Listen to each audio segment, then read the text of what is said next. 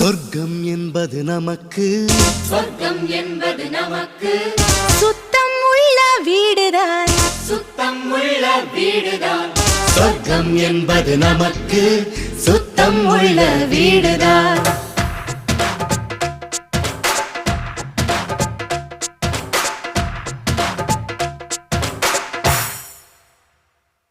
சொர்க்கம் என்பது நமக்கு